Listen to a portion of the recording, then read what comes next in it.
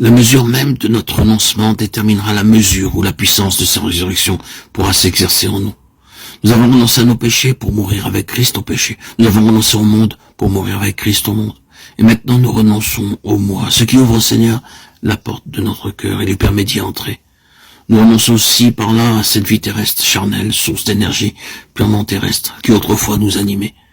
Et portant toujours en nos corps la mort de Jésus, nous sommes amenés à puiser toujours davantage à sa vie, qui se manifeste dans nos corps mortels et vivifie ceux qui nous entourent. Quiconque aime son père ou sa mère, son fils ou sa fille, plus que moi, n'est pas digne de moi.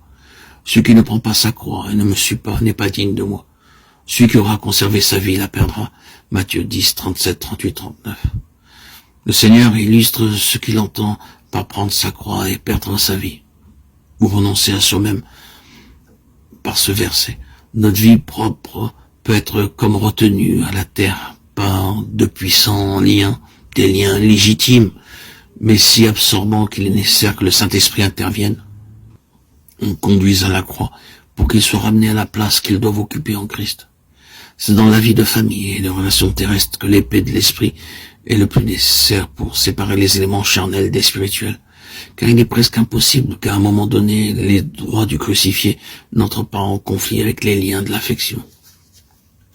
C'est alors que nous expérimentons que nos ennemis sont ceux de notre propre maison et que les mains qui nous clouent au bois sont celles de ceux que nous aimons. C'est alors que nous entendons le Maître nous dire « Celui qui aime les siens plus que moi n'est pas digne de moi ». Si, le cœur brisé, nous déposons au pied du Seigneur ce qu'il demande, ces liens de famille qui nous retenaient.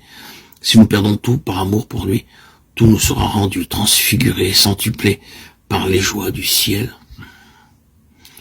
Il faut qu'il en soit ainsi chez tous ceux qui suivent l'agneau. Et si pas à pas nous marchons avec lui, si en toute chose nous recherchons la volonté de Dieu, alors le jour viendra, comme il va aussi pour notre divin modèle, où nos frères croiront en nous et où ces paroles s'accomplirent à la lettre. Celui qui perdra sa vie la retrouvera. C'est l'épée de l'esprit, la parole de Dieu, qui opère cette séparation entre tout ce qui est charnel et ce qui procède d'un pur esprit. Hébreux 4, 12. Si comme nous y sommes exhortés, la parole demeure en nous abondamment et qu'elle opère cette séparation, nous devons aussitôt haïr tout ce qu'elle nous révèle comme charnel et l'abandonner, le perdre, le mener à la croix.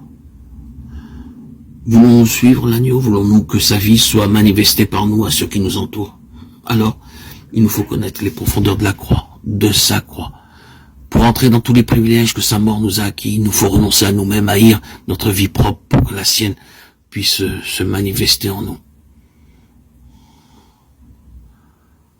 Prendre sa croix, c'est perdre sa vie, c'est renoncer à soi-même, à sa vie propre.